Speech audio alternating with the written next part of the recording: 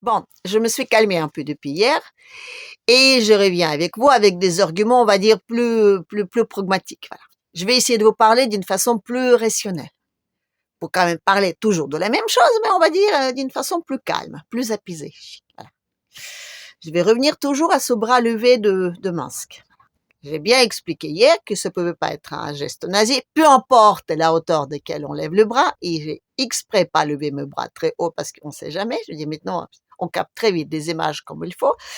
Donc, je vous ai juste levé les bras pour montrer quand on le lève d'une façon pas nazie. Et si vous regardez bien la photo de Minsk là-bas, son bras, je dis, il fait un gros bourrelet là, je dis, avec la veste, un bourrelet très vilain, mais ce qui montrait bien que c'était pas un geste nazi, parce que les nazis, ils ne voulaient pas faire des gestes grotesques comme ça, avec de gros bourrelets sur leur veste. Donc, eux, ils levaient juste les bras, peu importe la hauteur. Donc, je rappelle encore une fois, c'était pas un geste nazi. Néanmoins, je dis, il était pris par tout le monde. Je dis, ils ont chopé juste le moment. Je sais pas comment ils ont fait, parce que moi, j'ai regardé la vidéo plusieurs fois pour repérer le moment où il a fait ce geste. Je veux dire, c'était vraiment juste un petit instant, mais les mecs, ils l'ont capté et ils l'ont mis partout. Et c'est ça qui est intéressant. C'est pas intéressant si c'était véritablement un geste nazi ou pas. Je veux dire, les nazis, on le voit quand ça nous arrange. Là, dans l'autre pays démocratique européen civilisé où il n'y a pas du tout de corruption et qui est donc en guerre avec, je veux dire, des très méchants, là, les non-démocratiques, depuis 3 ans. Hein, vous voyez de qui je parle? Voilà. Ben là, il paraît qu'il y a des néo-nazis. Mais personne ne les voit. Personne. Alors que là, je veux dire, les mecs, je veux dire, carrément, je veux dire, ils sont des trucs là, vous savez, des croix gammées là, qui d'ailleurs pas du tout, à la base aussi un signe, je veux dire, de là-bas, de nazi, quoi. Donc, mais à la base, c'était un signe très bon. Voilà. Donc, un jour, je vous en parlerai aussi, mais bon, pas maintenant, parce que sinon, encore une fois, je vais m'éloigner et vous n'allez pas me rattraper. En tout cas, moi, je vais vous perdre, ça c'est sûr. J'ai une tendance d'un peu, enfin, bref. Donc, je disais que ce qui est important, c'est pas les faits que c'est un geste nazi ou pas. Ce qui est intéressant, c'est qu'on ne le met partout, dans tous les médias. Nous, on a fait la même chose il y a 4 ans avec Trump-Inomino quand il est arrivé au pouvoir il y a la première fois. Voilà. Enfin, c'était pas il y a 4 ans, c'était il y a 8 ans. Voilà. Oui, parce qu'on avait 4 ans plus 4 ans. Enfin, en tout cas, je veux dire, on peut dire aussi il y a 4 ans parce que pendant 4 ans, les mecs, il a passé son temps à se justifier, à s'excuser, à essayer de sortir de tous les casseroles qu'on lui met par-dessus. Puis par la suite, il avait, je veux dire, les 4 ans de parcours dans le désert où il fallait vraiment s'en sortir. Donc, vous êtes d'accord avec lui, vous n'êtes pas d'accord avec lui. Quand même, je veux dire, son parcours est assez impressionnant. Voilà. Donc, juste là-dessus. Après, je veux dire, voilà. Après, c'est juste un président des États-Unis. Voilà. Et tous ceux qui sont en train de, je vous dis, crier au secours en disant, mais qu'est-ce qui va nous arriver? Ben, je vais vous répondre à votre question. C'est juste un président des États-Unis. Et si vous le prenez comme le maître du monde, c'est qu'il y a un gros problème de souveraineté dans votre tête pour commencer. Voilà. Vous comprenez? Je veux dire, on peut l'aimer ou pas aimer. Nous, les Français, normalement, on ne doit pas être concernés. Pardon. J'ai dit français, j'ai oublié de parler de l'Union européenne, puisque maintenant, je dis, on parle de la souveraineté de l'Union européenne. Voilà. De la souveraineté de l'Union européenne. Ah, ça fait longtemps qu'on n'en a pas entendu parler de ça. Et là, d'un seul coup, j'ai surtout d'un point de vue militaire. D'un seul coup, on se rend compte qu'on n'est pas souverain, comme ça, au jour au lendemain. Voilà. Non, je dis, on n'est pas souverain depuis bien longtemps, mais là, on s'en est rendu compte. Pourquoi? Ben, tout simplement parce que notre chef à nous a changé. Voilà. Parce que l'OTAN, et on est tous sous la coupe de l'OTAN, ce sont tous des armements américains. Les fameuses boîtes des conserves volantes, là, les F-35, vous savez. Donc, on a tous acheté en masse en claquant en pagnon absolument dingue, et qui, je dis complètement, je dis des avions de plus nazes que ça tumeur. Voilà, on aurait beaucoup mieux fait acheter des Rafales, voilà, des bons petits avions européens, qui sont sacrément moins chers, et sacrément meilleurs. Maintenant, on a acheté ces boîtes de conserves volantes, et vous savez quoi? Ben, ces boîtes de conserve volantes, on ne peut pas les utiliser si on n'a pas l'autorisation de nos amis alliés. Voilà. Quand avant, le grand chef de là-bas, c'était le grand chef qui a mis tout le monde là à sa place, voyez, ça allait bien. Mais aujourd'hui, tout ça, les vassaux se sont rendus compte qu'ils ont changé de maître. Et quand on dit le vassal de mon vassal n'est pas mon vassal. Voilà. Donc les mecs, tout simplement, c'est plus leur chef. Donc tout l'armement sur lequel ils ont claqué du pognon monstre, aujourd'hui, ils ne peuvent pas s'en servir. Comment dire, un tout petit peu bredouille, voilà. Alors oui, je comprends qu'on doit utiliser beaucoup d'argent pour refaire une nouvelle armée, je veux dire, autonome, parce qu'il semblerait qu'on ne va pas juste se planquer et attendre 4 ans que ça se passe, voilà, ça a marché une fois, la première fois, je veux dire, il y a quelque temps, quoi, avec le premier arrivé de Trompino-Mino. Mais là, au bout de 4 ans, elle a dû réfléchir et comprendre comment ça marche. Et aujourd'hui, vous avez vu ces premières, l'ordre, hein, l'émigration. Pourquoi? Hein? Parce que les racistes, oui, ça nous arrangerait bien penser ça. Non, non, non, tout simplement parce que l'émigration, ils votent les démocrates. Voilà. Donc, si on arrive les dégager, déjà, on sera sûr les votes pour l'année prochaine. C'est pour ça que les mecs, ils flippent un peu. Voilà. Et tout ce qu'il fait aujourd'hui, c'est à peu près dans le même sens. Voilà. C'est pour ça qu'il n'est pas tellement parlé ni des Chinois, ni de la Russie, parce que c'est la dernière de ses soucis. Aujourd'hui, il faut déjà qu'il serait sur sa place à lui. Donc, il faut qu'il élimine tous ceux qui n'existent pas. Voilà. Non, non, non, j'ai encore quelqu'un avant-hier qui m'a dit, mais vous ne croyez quand même pas à l'existence de l'état profond? Bon, déjà, qu'est-ce que vous appelez l'état profond? C'est celui qui est tout profond là, dans le temps, hein? Non, c'est ça? Non. L'état profond, on peut l'appeler comme on veut. On peut l'appeler l'état de l'ombre, hein? On dit bien qu'il y a donc les navires, la flotte de l'ombre, la flotte, hein, russe, là. J'ai des bateaux qui sont souvent, je dis, au plein soleil, comme ça, hein? Très visibles, avec de jolis petits drapeaux, et voilà. Donc l'état profond, il n'est pas du tout dans les fonds de quelque chose. Non, c'est juste un état qui s'établit depuis quelques années. Et vous y croyez pas, d'accord, mais je vous mets à défi de me persuader que pendant 4 ans, c'est Biden qui a dirigé les États-Unis. Là, c'est lui qui parlait avec des morts, les prophètes. Hein. Ben, si vous allez me prouver ça, d'accord, je croirais que l'état profond n'existe pas. Mais pour le moment, je suis désolée, pendant 4 ans, l'état là-bas, il était dirigé par n'importe qui, mais pas par son président. Non. Et les mecs, ils ont pris un peu des aises, vous voyez. Ils ont dit que ça va durer, voilà. Ils ont dit que l'autre, on a dit que c'était un fasciste, que c'était un raciste, que c'était un misogyne. Tiens, on a oublié celle-là aussi. Voilà. L'effet d'être un misogyne, on ne peut pas diriger un pays. Non. Enfin, on l'a mis tout ce qu'on pouvait le mettre dessus. On s'est dit que ça va passer et qu'on va rester au pouvoir à la place. La démocratie, oui. Voilà. Vous savez que c'est une vraie arnaque, la démocratie. Non, parce que regardez, là, le type, il est arrivé, qu'est-ce qu'il a fait? Ah, il a enlevé toutes les lois qui étaient faites il y a 4 ans. Voilà. Le prochain va arriver, supposons que les grands démocrates, là, les civilisés, hein, ceux qui sont, comment dire, là, déjà, les évolués, là, les progressistes, voilà. Ceux qui disent qu'on a, je sais pas, 36 sexes, ils arriveront à mélanger avec des animaux, des trucs comme ça, vous faites leur confiance. Ils ont une imagination, ces gens-là. Déjà inventé un 3e sexe, je sais pas comment ils ont fait, mais bon, bref. Donc, faites leur confiance. Donc, imaginons qu'ils arrivent dans 4 ans. Qu'est-ce qu'ils vont faire? Ils vont mettre table rase et ils vont remettre les leurs. Voilà. Vous savez quoi? Peut-être qu'en Europe, en Occident, dans les démocratiques, on appelle ça la démocratie. Moi, j'appelle ça l'instabilité. Voilà. Un type qui peut pouvoir pendant 20 ans, non seulement pouvoir à long terme, mais vous pouvez conclure avec lui, comment dire, les accords, parce que vous savez que ça va durer. Voilà. Et le type pendant 20 ans, je dirais, ouais, il n'a pas le temps de voler des trucs, parce que je veux dire, on va dire que c'est pas sans souci, quoi. Les types qu'on met au pouvoir pendant 4 ans, on va dire les 2 premières années, ils sont là pour voler des trucs, et les 2 dernières années, ils sont là pour voir comment est-ce qu'ils peuvent rester sur place et comment est-ce qu'ils peuvent ne pas être jugés pour les trucs qu'ils ont volés les 2 premières années. C'est ça la démocratie. C'est comme ça que ça marche. Et aujourd'hui, tous ceux qui sont là, je veux dire, les vassaux les vassaux de ceux qui sont donc, ceux qui n'existent pas, voilà. Donc aujourd'hui, ils flippent. Parce que d'un seul coup, ils se rendent compte qu'effectivement, ils sont plus souverains. Ils n'ont plus de moyens pour l'être. Parce que c'est beau de dire, oui, on va faire une armée, on va lever une armée, oui, Manu, oh oui, il se voit déjà sur son cheval blanc, là, avec le bâton de commandant d'aller contre les Russes, voilà. Eh ben, mon coco, tu fais avec quel pognon ton armée? Non, parce que là, je dis, tu as, on va dire, dressé 2300 Ukrainiens, voilà, pour une modeste somme de 900 millions d'euros, pardon. J'ai oublié, oui, c'est des sommes qui paraissent tellement énormes, enfin, presque 1 milliard, voilà, presque 1 milliard pour aller 2500 hommes, voilà. Tu veux une armée de 200 000 hommes. Il faut combien de milliards pour faire ça? Voilà. Vous rejetez à ça, donc, les industries pour faire nos propres petits rafales, voilà. Les ingénieurs aussi, voilà, les main-d'œuvre qualifiées, voilà, bah, faites tout ça que vous avez pas. Vous avez pas de pognon. Enfin, j'adresse ça à Mircon et sa suite, là. Vous avez pas de pognon, vous avez pas de main-d'œuvre, qualifiés, non? Vous n'avez pas d'ingénieurs et vous n'avez pas d'usine. Parce que les pépettes qu'il faut investir là-dedans, c'est deux solutions. Ou c'est des privés, et là, ils diront, quand même, je veux bien, mais on fait comment avec les retours, tout ça, sur les investissements? On n'est quand même pas con, on sait très bien ce que ça devient, voilà, une fois que c'est sous les fronts, donc on n'a pas envie d'investir. Ou alors les publics. Et les publics, aujourd'hui, c'est des poches plus que vides. Je dis, c'est pas seulement vide, c'est des trous dedans, vous voyez? Je dis, vous mettez une pièce, ça tombe direct, voilà. On est dans cet état-là aujourd'hui. Et aujourd'hui, j'ai les questions de souveraineté, il doit se poser, effectivement, mais pas du tout à ce niveau-là, pas du tout au niveau européen. Non.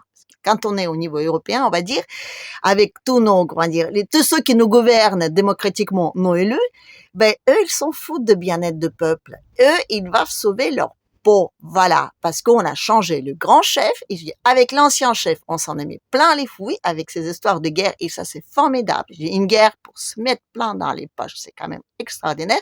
Là, on a changé les chefs. Et le chef, il a l'air de bien, d'avoir compris comment ça marche. Donc là, il va utiliser les premières, on va dire, au moins 3 mois pour bien balayer derrière, pour être sûr que celui qui viendra après lui, ce sera pas, je dirais, un grand démocratique, voilà. Donc nous, on est mal. Parce que là, aujourd'hui, on est tous en train de crier haut et fort, mais si ça suit pas, ça suit pas. Et nous, on n'a pas de moyens, parce que pendant des années, on a tout vidé dans nos gentils petits pays, tout, les main-d'œuvre, les usines, le pognon, voilà, on s'est tout bazardé parce qu'on pensait que le patron qui nous gouverne et qui nous permet de remplir plein les poches, je parle bien de ceux qui nous dirigent, eh ben, il est plus là. Et comment on fait? C'est une bonne question, voilà. Et l'autre, là, qui dit, attends, comment il a dit déjà? Il dit, oui, que la Russie qui a perdu 60 millions morts pendant la Seconde Guerre mondiale, 60 millions, voilà. Elle a quand même bien aidé les Américains à gagner la guerre, voilà. Moi, ça m'a énervé, ça m'est folle de moi, parce que, je veux dire, j'en ai, comment dire, comme ça, là. Parce que chez moi, les questions de, je veux dire, la Seconde Guerre patriotique, la guerre patriotique tout court, mais je dis seconde pour que vous compreniez de quoi je parle, c'est une question très sensible, très sensible, et je veux dire, j'ai très mal vécu ça personnellement, et mon pays aussi, voilà, je parle de la Russie. C'est très sensible. Les Russes, ils ont éclaté de rire, voilà. Ils ont dit, on les a aidés, oui. Ouais. C'est comme, vous savez, un type qui est en train de bêcher dans le jardin, voilà. Il bêche pendant 4 ans, voilà. Et puis, il y a un type qui arrive, son voisin, qui dit, tiens, tu veux que je te passe une deuxième bêche un peu plus contemporaine, là? Parce que l'autre, il a l'air un peu usé. Tiens, je te la pêche. Et puis, tiens, je vais t'aider à porter la boîte, voilà. Et après, elle dit, vous savez quoi? L'autre, il m'a aidé. J'ai juste porté la boîte, mais c'est lui qui m'a aidé. Voilà.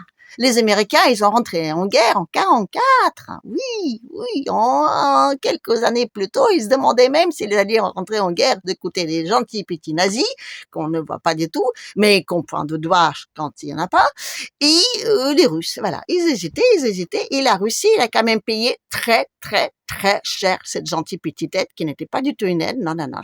C'était vraiment, je veux dire, un business, voilà, comme le sait le faire notre gentil petit là-bas. Ton minou, il a ce qu'il pense faire. Mais c'est la même chose, mon petit, c'est la même chose. Tu veux relancer ton pays. D'accord, c'est une excellente idée. Tu vas les relancer avec qui? Déjà, avec qui comme homme, T'as des ingénieurs, Tes ingénieurs pendant des années et des années, c'était quoi? C'était des Chinois qui étaient dans les facs avec des profs russes. Voilà. Il y a plus de Russes, il y a plus de Chinois. Tu vas faire comment? Tu as pris l'habitude de tout le temps les piquer quelque part parce que ça coûte moins cher. La France, d'ailleurs, il s'est mis là-dedans. Les médecins, par exemple, Oui, on n'a pas de médecin. Qu'est-ce qu'on fait? On donne du budget pour apprendre plus d'hommes à devenir médecins? Non. On conclut des accords avec plein d'autres pays pour avoir des médecins qui viennent en France pour travailler pour 3 francs 6 sous. Contrat de 5 ans, au bout de 5 ans, ils se barrent parce qu'ils voient très bien que c'est pas du tout intéressant. Voilà. C'est exactement pareil. En France, aujourd'hui, on n'a pas d'ingénieurs. Non. On a les ingénieurs qui partent pour faire des applications, toutes diverses et variées, ou alors dans les finances, ou alors dans d'autres trucs comme ça. Mais on n'a pas d'ingénieurs qui trafiquent des trucs, là, vous savez, avec des petites mains, là, qui font des petits plans, des trucs comme ça, voilà. Oh, bon, non, il y a pour ça. Mais non, même ça, je dis, on n'en a pas tout le monde. Voilà. Aujourd'hui, l'Europe, pour démarrer la guerre dans 5 ans, avec les Russes, parce que c'est ça le plan. Pour protéger la paix, il faut faire la guerre avec des Russes, c'est logique, voilà. Ben, pour faire ça, mes petits cocos, il vous faut juste déjà, disons, éduquer vos ingénieurs. Pour ça, oui, effectivement, il faut 5 ans, voilà. Mais avant d'éduquer vos ingénieurs, il faut déjà monter un petit peu le niveau scolaire, pour lequel, visiblement, vous n'avez pas tellement de pognon, voilà. Donc, déjà, on est mal. Les ouvriers qualifiés, ah oui, il en faut, et il faut les payer aussi, pas, comme je veux dire, pour pas grand-chose, voilà. Et de compter que les autres, qu'une immigration choisie sera arrivée dans votre pays aujourd'hui, il faut pas y compter. Parce qu'il y a des pays, même en Afrique, on vit sacrément mieux. Je dis, quand on est un employé qualifié, on vit sacrément mieux qu'en France, voilà. Donc là-dessus, il faut pas compter. Et les Russes, aujourd'hui, oui, eux aussi proposent une immigration, on va dire, pour les réfugiés, voilà. L'Europe aujourd'hui, et il fait partie de la liste de quels les Russes acceptent aujourd'hui des réfugiés, voilà, et pas de réfugiés politiques. Non, ils appellent ça idéologique, mais bientôt ce sera aussi les réfugiés tout court, voilà. Donc, si vous êtes un ouvrier ou un ingénieur qualifié qui sait faire quelque chose avec ses mains, déjà, je ne pense pas qu'il y en a, mais s'il y en a, voilà, ben sachez que là-bas, vous avez, on va dire, 5 emplois dans la journée, voilà. Parce que là-bas, il manque de main-d'œuvre. Ici, il y en a pas. Il y en a pas et ça va pas arriver parce que je veux dire, il peut pas. C'est comme aux États-Unis, l'autre, il dit on va faire des forages. Ils vont faire des forages, ils vont faire des trous, ils vont donc puiser leur propre pétrole et cela va faire baisser le prix. Bon, voyez, c'est ça, je veux dire, la souveraineté de réflexion, c'est ça qui nous manque. Alors, réfléchissons un tout petit peu. Ça veut dire qu'aujourd'hui, Trompino-Mino, il va dire aux investisseurs privés, parce que là-bas, c'est quand même privé, on va dire, voilà, vous allez dépenser de l'argent, vous allez investir vos sous, d'accord, que vous avez gagné d'une quelconque façon, ou alors, je sais pas, moi, que vous avez volé, ou j'en sais rien, enfin, vous allez mettre votre bien, là, en otage, on va dire, auprès des banques, et vous allez investir vos petits sous dans les forages, pour, en terme, puiser pétrole qui va coûter moins cher que celui que aujourd'hui vous achetez quelque part. Donc, investissez de l'argent pour le perdre. D'accord, pourquoi pas? Enfin, je veux dire, on est quand même dans un pays où, je veux dire, il y a quelqu'un qui décide et il y a quelqu'un qui fait des choses. C'est comme en Europe, on dit, l'Europe, elle va acheter du gaz. Ouais. Ok, aux Américains. Ouais, d'accord. Ça fait combien? 3 ans que l'Europe achète du gaz aux Américains? D'accord, parfait. C'est qui est le premier exportateur de gaz en Europe aujourd'hui? C'est des Russes. Après, c'est l'Algérie, mais première lieu, c'est des Russes. Alors, comment est-ce possible que les Américains, qui sont le premier producteur du gaz au monde aujourd'hui, et oui, c'est les Américains qui produisent plus du gaz au monde aujourd'hui, pas des Russes, voilà. Ils sont les premiers producteurs de gaz en Amérique et ils ne vendent pas de gaz en Europe. Les pauvres Européens, ils ont obligé d'acheter aux Russes. Voilà. Alors, qu'est-ce qu'ils vont acheter aux Américains là-bas? Si déjà aujourd'hui, ils n'achètent pas du gaz, hein? Pourquoi pensez-vous que c'est comme ça? Pourquoi est-ce que les Américains, ils préfèrent vendre du gaz autre part, hein? Bon, les Russes encore, ils ont pitié parce qu'ils ont envie de faire de la commerce, on veut dire, avec les Européens, etc. Ils ont envie d'être copains parce qu'ils disent que c'est nos voisins, vaut mieux qu'on s'entende bien, voilà. Les Américains, ils s'en foutent, ils sont de l'autre côté de l'océan, voilà. Ça, on n'a toujours pas compris, mais bon, écoutez, quand on réfléchit par soi-même, c'est difficile à expliquer. Mais en tout cas, ce que je veux dire, c'est que si aujourd'hui l'Europe n'arrive pas à trouver du gaz auprès de qui que ce soit d'autre, à part des Russes, c'est que l'Europe aujourd'hui, il est tellement en chute libre que c'est plus un marché intéressant. En tout cas, plus un marché intéressant à long terme. C'est ça qu'on comprend pas. C'est qu'aujourd'hui, là, en ce moment, on n'a plus de moyens de nos ambitions. Donc, il faut à un moment donné changer d'ambition. Voilà. Il faut qu'on soit un peu plus humble. Il faut qu'on réalise que oui, peut-être que il faut réfléchir à avoir une politique différente. Voilà. Effectivement, réellement souveraine, avec des gens réellement élus, hein, et pas ceux qui nous donnent des ordres aujourd'hui dans cette fameuse commission-là, et tralala, et tralala.